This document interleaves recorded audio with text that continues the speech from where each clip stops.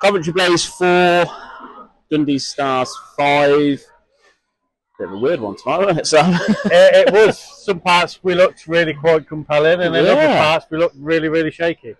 Yeah, first period started off with a bit of a slow burner as normal. I think it's something we're getting used to now this season is quick goal from them, and you already were chasing the game at that point. And it's a bit of a weird one, and then I think the period just was a bit of an ebb and flow, that one. But I can't recall much that happened because it was a weird period. There were a few penalties that kind of stifled the flow a bit, didn't it? But obviously it worked for them with the 2 power play goals. And that's what we were saying, weren't we, obviously earlier on in the night, that, Robbins, regardless if it's a soft one to call or not, you give a referee an opportunity to make that call, go on the penalty kill, they score.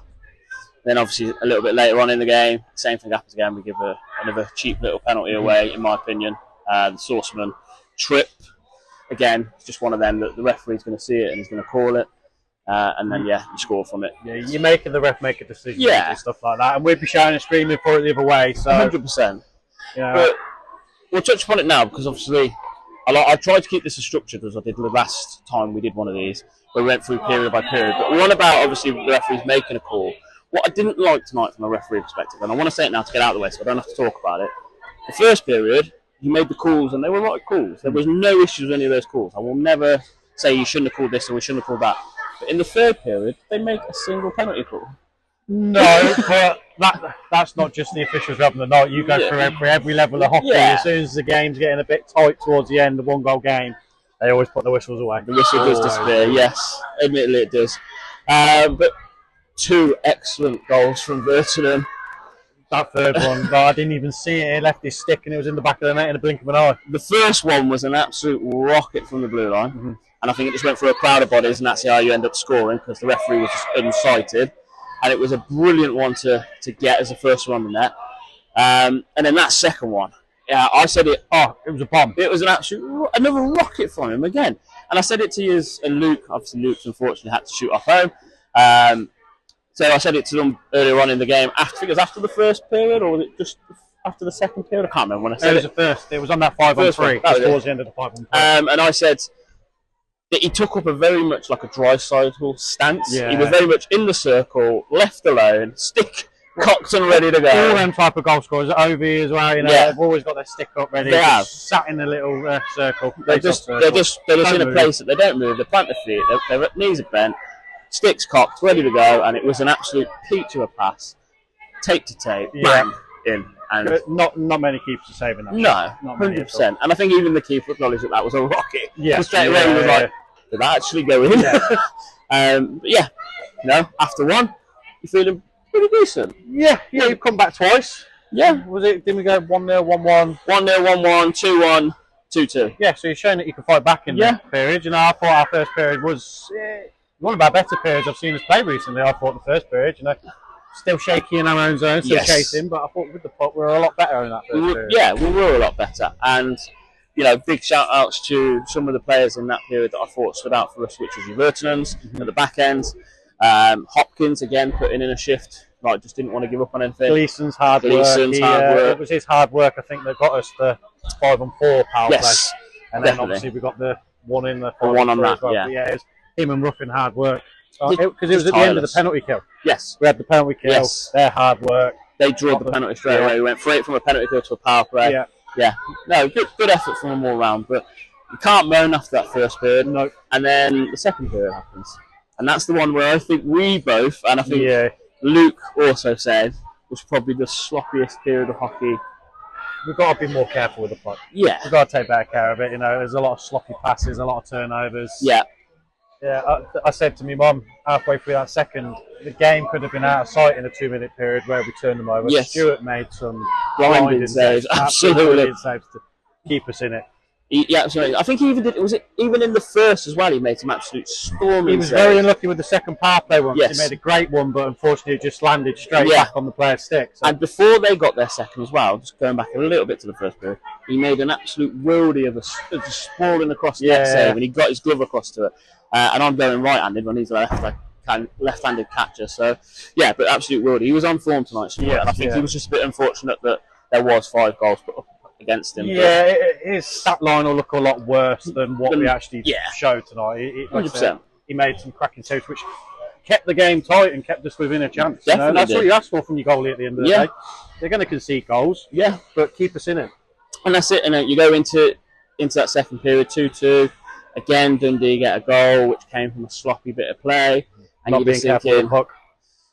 Is it going to be one of those periods, and is it going to get away from us a little bit? But no, we again kept it tight towards the end of the period, and we kept ourselves within a chance of doing something.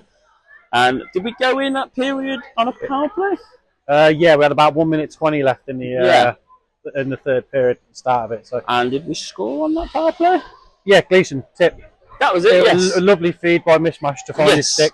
Get your stick on the ice, keep your face open. Yeah.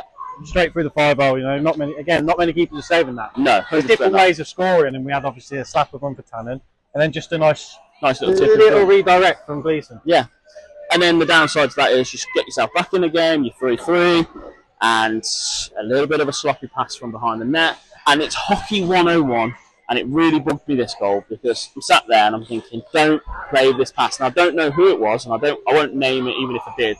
But it was one of 2 players, which I've said in our group, who I thought it might have been. And I don't know why they just played it. And where we're looking now, blind pass well from what I was blind pass straight into the slot around between the 2 hash marks, straight to a Dundee guy. And they had 2 guys behind our net.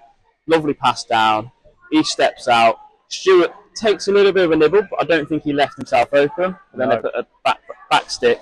Nobody covering the back stick again, and it goes in. Yeah, it's susceptible after you've scored. You've got to get your mind switched straight back on it. Yeah. It was straight away, wasn't it? First shift straight after we had equalised. Yes.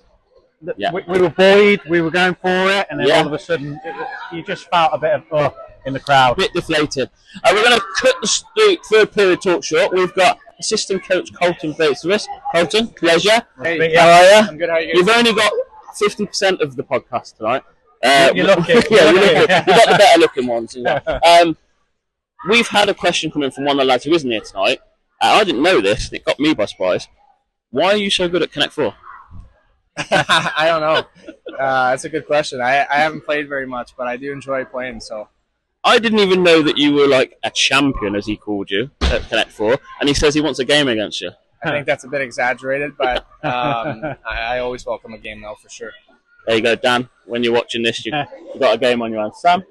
Obviously, was coaching something you always wanted to do as you were growing up? No, it actually wasn't. Is it not? No, it kind of just fell in my lap a little bit. I've always really enjoyed the management side, which I got to do in junior, and building teams and the drafting side of it, recruiting.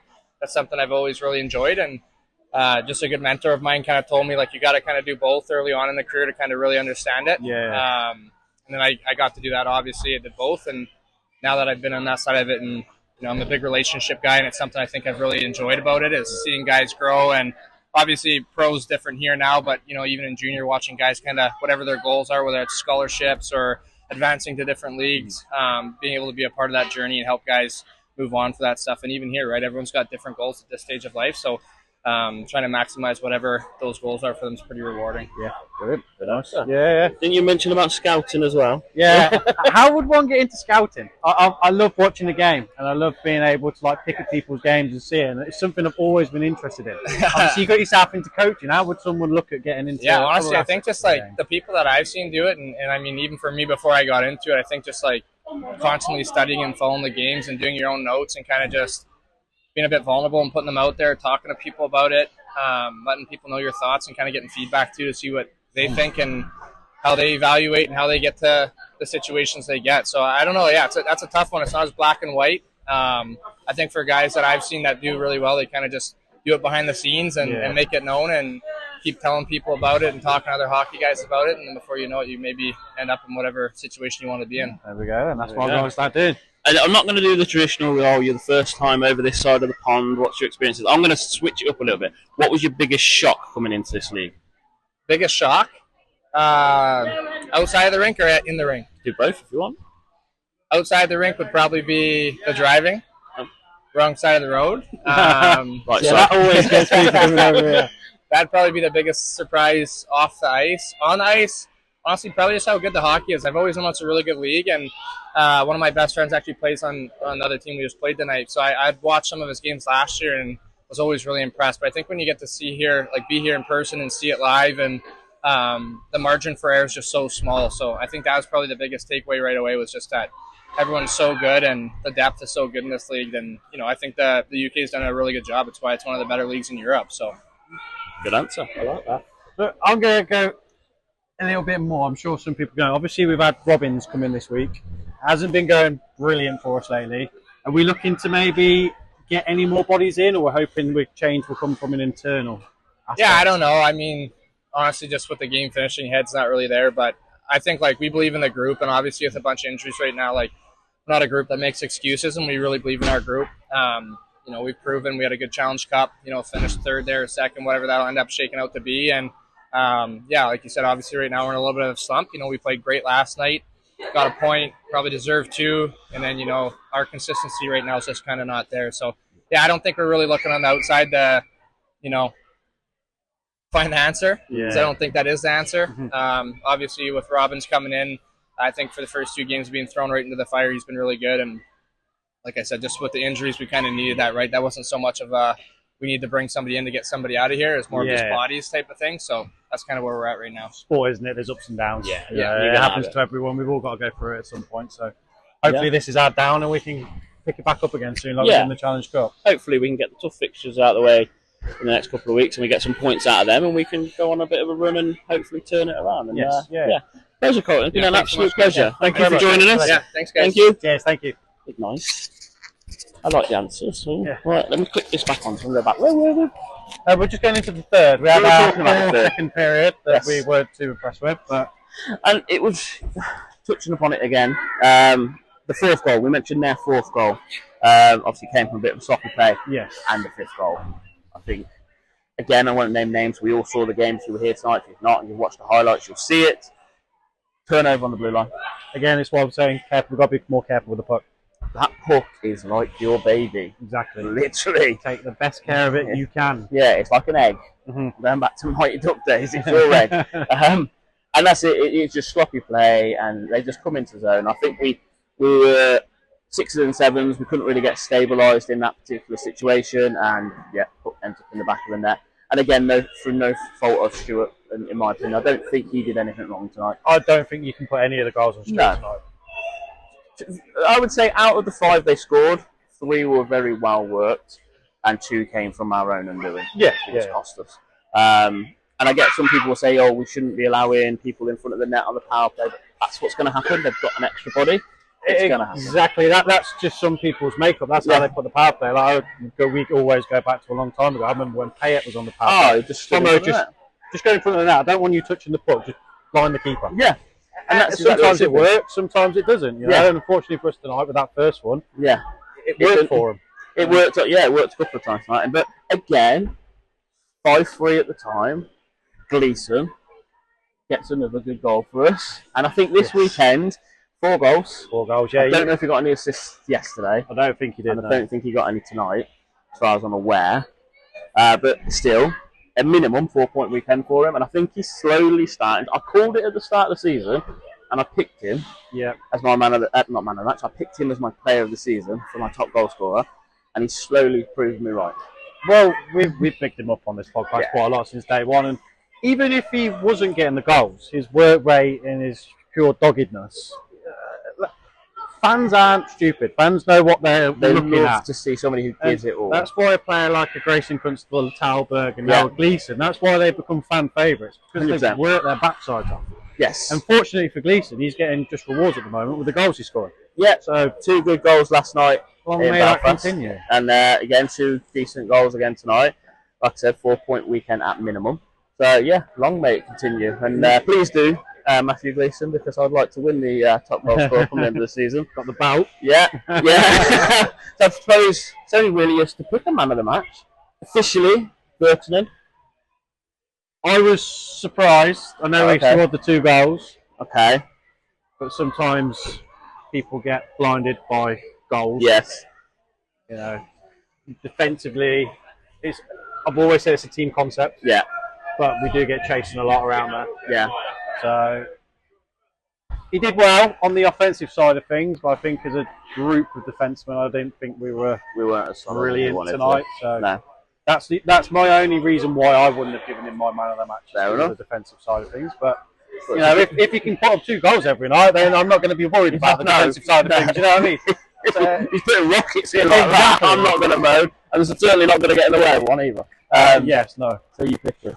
For large parts of the game, it was going to be Stewart. Okay. Okay. Because, like we mentioned earlier on, that second period, I think there was 2 saves in about a 2-minute stretch any other day that could have gone in, that could have been game over. It would have ruined us that night. But I was expecting Gleeson to be my of the match. Yeah, like I said, I think for that 5-on-4, his doggedness on the puck, drawing the penalty, which obviously during that power play we then get the 5-on-3, which gives us the goal. Yeah, and then he scores the 2. So for me, I'm going Gleeson tonight. Fair enough, Gleeson. For me, and it's going to be so out there, and when I explain it, you'll probably go, "Oh yeah, I get that." For me, it was Barriga. I thought he was tireless tonight. He's looking quicker. He's looking so much better. That line tonight of him, Gleeson, and Boyson looked so fluid across all board. And what I liked tonight was, I think it was in the second period, I probably noticed it a little bit more because we were attacking down this end.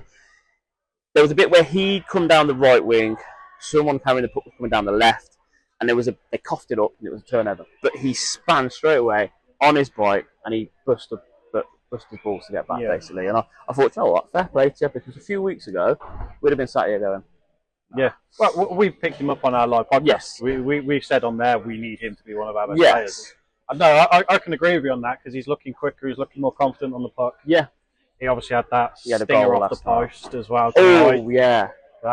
Any other day, that could be hitting the post and going in. That was a ting and a half as well, if you were in here. It was. I don't know what it's going to sound like on a video, but it was definitely a ting and a half.